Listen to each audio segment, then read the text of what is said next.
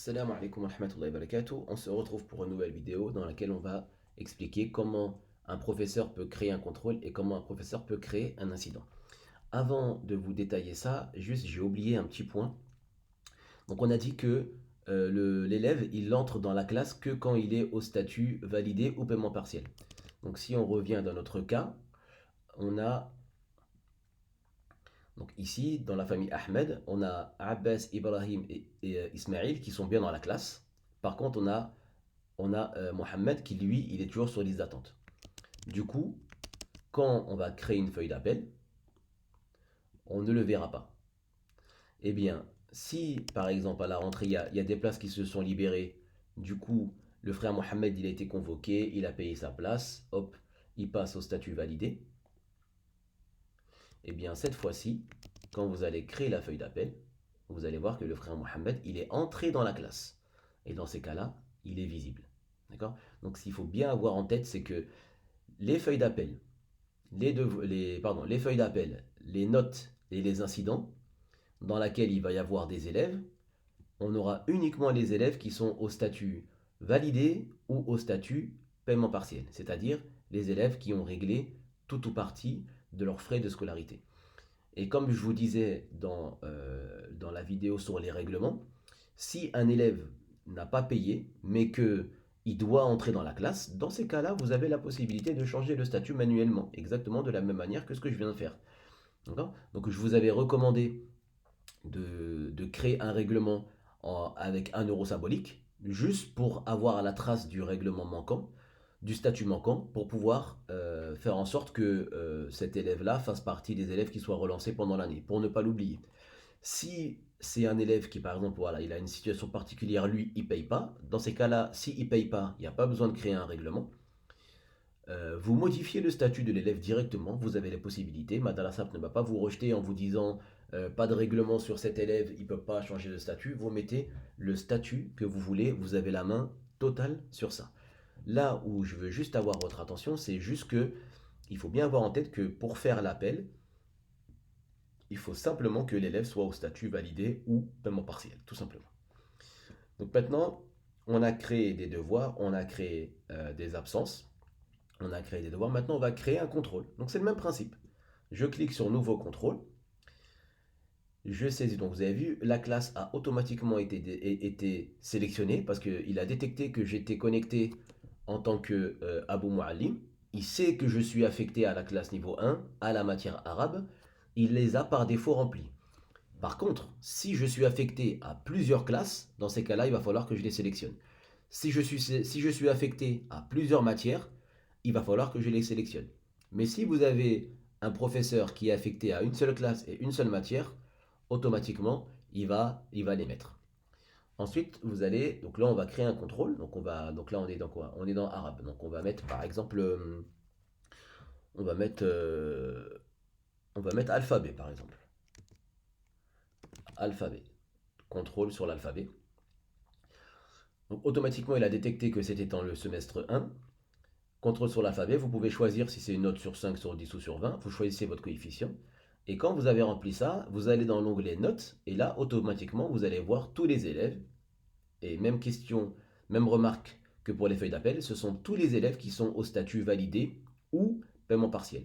Et là, vous avez juste à saisir leur note. Donc là, on a mis une note sur 20. Si par exemple, je choisis, je mets une note sur 10, quand je vais dans note, c'est marqué sur 10. Si vous mettez une note sur 5, quand vous allez dans note, c'est marqué sur 5. D'accord? Donc là, on va dire par exemple, c'est une note sur 10. Donc là, je vais mettre, on va mettre 2, 4, 6, 8 par exemple. Et je crée le contrôle. Et là, c'est bon, le contrôle il est créé. Si je veux visualiser, je vois bien les notes. Et quand je vais dans relevé de notes, en sélectionnant la classe, et bien là, je vais avoir un tableau dynamique dans lequel chaque contrôle va s'ajouter et on va avoir le calcul de la moyenne générale qui va s'ajouter ici. Donc par exemple, si je crée un autre contrôle, par exemple, euh, on va mettre les mots doute, par exemple. On va mettre harakat et prolongation, par exemple. Harakat et mots doute. Donc cette fois-ci sur 20. Donc pareil, là je vais lui mettre, on va leur mettre 18, 16, 14 et 10. Créer. Donc là, le deuxième contrôle, c'est créé. Le contrôle d'arabe, semestre 1 de la classe niveau 1, frère, Harakat Moudoud. Si vous visualisez, vous avez bien les notes là. Si par exemple vous vous êtes trompé, l'élève il dit ah, Oustad, vous m'avez oublié un point, ben là vous modifiez, vous mettez 17 par exemple. Et quand vous allez dans le relevé de notes, donc ça très intéressant, c'est pour le Moodle, pour le suivi, et ben, quand vous resélectionnez, vous allez voir que vous allez avoir toutes les matières qui vont s'ajouter, toutes les contrôles de chaque matière. Si demain vous avez créé une matière Terbiya, je vais vous ajouter un contrôle Terbiya, vous allez avoir une colonne Terbiya avec tous les contrôles qui vont s'afficher. Et là, vous pouvez également visualiser ça avec votre téléphone et vous allez voir, c'est fait. On a essayé de faire en sorte que ce soit le plus lisible possible. Donc pour chaque élève, ça va être trié par matière et dans chaque matière, vous allez avoir tous ces contrôles avec la moyenne générale. Donc la moyenne générale, si c'est entre 15 et 20, c'est en vert. Si c'est entre 10 et 15, c'est en orange. Et si c'est moins de 10, c'est en rouge. Et donc là, bon, on n'a qu'une classe pour l'instant, mais voilà, si vous avez plein de classes, il vous suffit juste de sélectionner la classe et vous avez un récap, un relevé de notes pour chaque matière de tous vos élèves. Et ça vous permet de suivre ça. Le directeur, il peut suivre toutes les notes de toutes ces classes de manière en temps réel. Donc dès que le professeur il les ajoute, le Modir, lui, il peut y avoir accès. Et pour la partie incident, c'est le même principe. Donc cette fois-ci, l'incident, c'est quoi? C'est les problèmes de discipline qu'on peut avoir, hein. Donc c'est l'équivalent du mot dans le carnet. Sauf que là, vous pouvez y aller. Il y a pas de limitation de page. On n'aura pas besoin de changer de carnet s'il y a beaucoup de mots. Donc là, pareil, même principe. Vous faites nouvel incident. Automatiquement, il a sélectionné la classe, il a sélectionné la matière. Et là, vous sélectionnez les élèves qui ont fait l'objet de l'incident. Donc on tape Ahmed, on va dire ben, c'est Ibrahim par exemple, qu'est-ce qui s'est passé? Et là vous mettez le motif. Donc soit il a eu une altercation, vous pouvez mettre plusieurs élèves, soit absence de matériel, bavardage excessif, devoir non fait, manque de adab, manque de respect, tenue inappropriée. Donc il y a des médaillistes qui sont très stricts sur les tenues, dont la nôtre où on rigole pas avec ça. Et si c'est autre chose, vous mettez autre et vous pouvez mettre un commentaire. Alors même si par exemple bavardage excessif, vous pouvez rajouter un détail. Vous pouvez mettre, euh, par exemple, ne s'arrête pas de bavarder. Alors vous pouvez mettre les formules de politesse qui va bien, là c'est juste pour le test. Ne s'arrête pas de bavarder malgré les avertissements du muallim. Voilà, par exemple. Et là vous créez.